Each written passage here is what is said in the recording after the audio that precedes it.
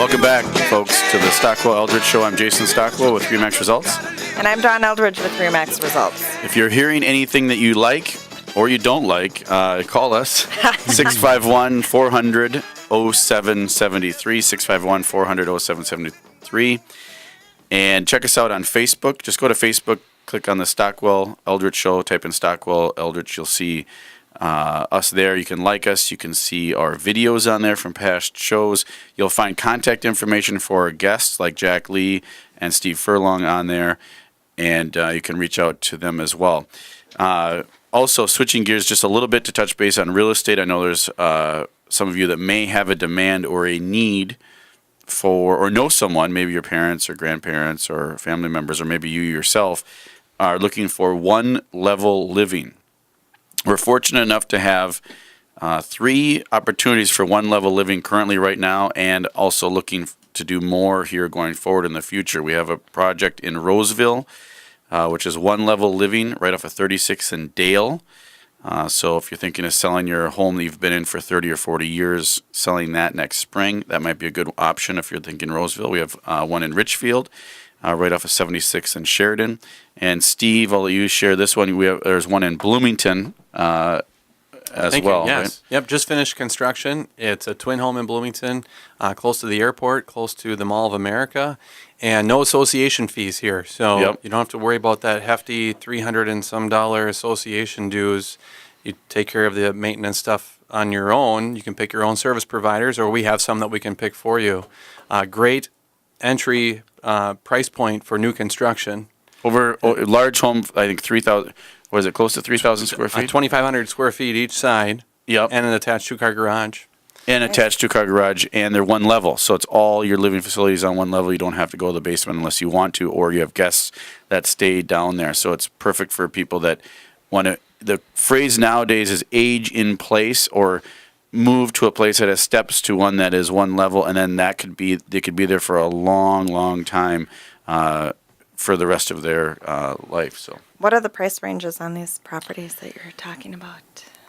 The lowest is around just in the low 300s, like 310,000, and then they would go all the way up to 400,000.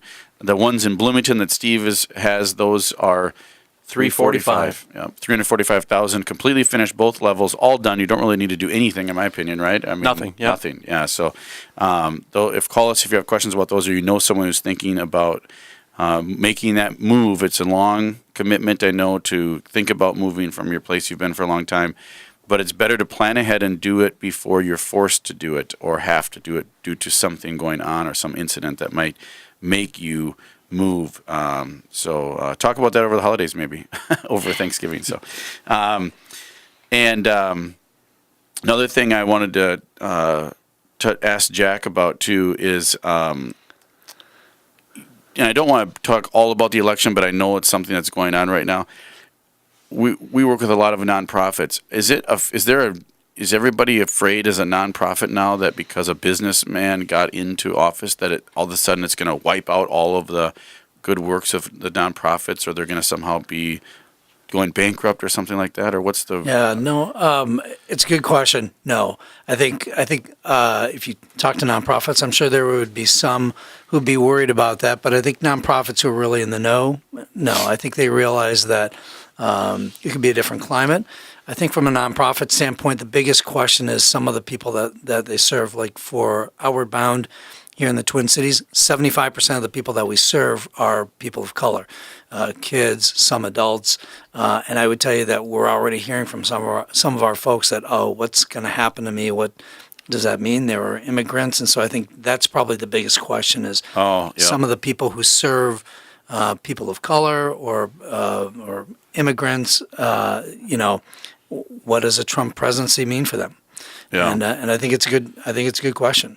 I think in the end, my opinion is, I think it'll be okay. But I understand why people would be really concerned about it. Yeah, I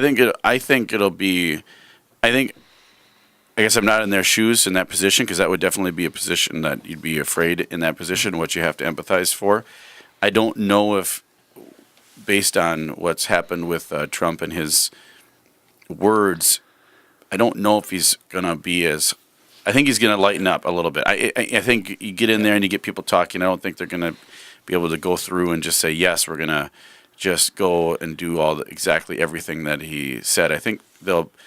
But the good news is they'll probably create paths or options for people that they can actually get into for citizenship issues to try to find a way to actually do something they maybe wanted to do for a long time, but just haven't done it or haven't figured out how to, or maybe don't have the ability to, or something. But I would agree with you, Jason. Yeah, I think actually. So I'll just say I supported Hillary, but I'm a political independent. I vote many Republicans and Democrats, and I think in the end, a lot of what Trump was saying was rhetoric, and the challenge is going to be that a lot of the people that came into that rhetoric are going to expect to follow through. Yeah, to follow through. Now, I mentioned while we were on the break that both of our girls, we have 3 kids. 2 daughters, 20 and 18, and then we had a surprise little boy who's 5. Yep. And but both of our girls are overseas right now, and our oldest is in France, and our 18-year-old is in South Korea. And we were talking to them on election night, and they were both, they're both, smart women and strong, independent women.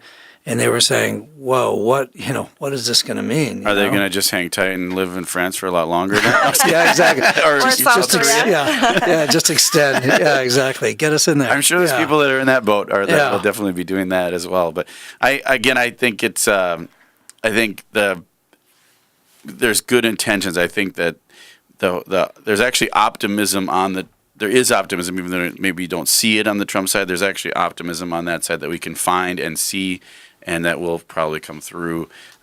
It's just a matter of giving a shot and a chance to let it play out and see where it goes. Because clearly there was some. Yeah. If he got elected, there's a lot of people that obviously voted for him. So there's something going on that they're just wanting to change. I think it's a lot to do with healthcare, because September the premiums came out for anybody who's self-employed, and I'm self-employed, and they skyrocketed. Yep. And it really makes it hard when you have a $1,300 or $1,400 payment per month just to cover a really crappy plan, which is, $17,000 deductible. It just is like, wow, that is really tough to stomach. And then how long do you even want to do that? It kind of gets to the point of, hey, business is great, but you know what? If I go and do something else that maybe isn't my passion, I won't have all this responsibility and all these expenses, and I can actually have better coverage. But that's kind of one of the things I think that really hurt Hillary going into this, is that big fees that people were paying. So yeah, and I would agree. And I'd say when we were talking with our girls, what I said to them is, look, this is a great country. This is a resilient country. We've been through a lot of ups and downs. We're going to be okay. Now, an important thing is, as you said, there's some real division there. So people weren't taking Trump seriously. The fact that he got elected, now whether he or Hillary got elected, there are some real divisions that need to be healed, that we can't just paper over. And it's kind of like what we say at Outward Bound, that there's more in us than we know. And we say there's more in us individually, and there's more in us collectively. But what we got to do is get involved. You got to get involved. It can't be the time where you curl up and go, I wish it would go away. No. Get involved at your local level. Get involved, and that's the way to do it. And it all comes down to this as well.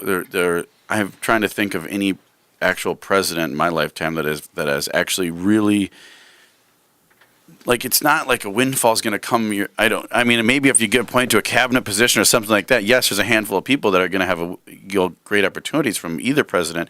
But average citizens like myself and others, I don't think there's necessarily any windfall of money or opportunity necessarily that's going to just fall in our lap just because of a president. All that usually comes from yourself and your own kind of stuff that you do yourself and how your outlook on life. But so back to Outward Bound. The website is vobs.org, vobs.org. And are there any particular programs going on now, even though we're coming into the winter season? I would love to get up to Boundary Waters. I never have. I'm just curious. Yeah, so we'll start at the end of December. We'll start some dog sledding courses. Oh, dogs, yes. So that's the dogs, cool. We've got 70 dogs up there, and the dogs are awesome. So as I said, a lot of what we do are vets courses with the dogs. They're just awesome. So those are great courses. Actually, down in Texas, still a little warm in Texas right now, but we got a couple courses going on down there. And here in the Twin Cities, kind of year round, we're doing programs with schools and nonprofits. So we've got a lot still going on right now. Yeah. So there's some really good things, but the dog sledding's great. Yeah, that would be really cool to see and do sometime. I know. I have a lot of questions. We have to go on break shortly, but when we come back, I've got some questions too. So Great. I'm excited. The Boundary Waters fishing. I'm a big I love fishing. Do you guys ever do that in the summer then, or is it part of one of the deals, or? It's not part of the program, but that's not exactly like a. That's more of a leisurely thing, I know, but I didn't know. Yeah, but I mean, but people will do that. It's not part of the program, but they are up there. They can maybe participate in that sure, stuff. Absolutely. Okay. It's not prohibited. I just love talking about fishing. But anyway, we'll be back with more. I'm Jason Stockwell, Remax Results. And I'm Dawn Eldridge with Remax Results. Stay tuned, folks. Thanks for listening. We can work it out. Think of what you're saying. You can get it wrong and still.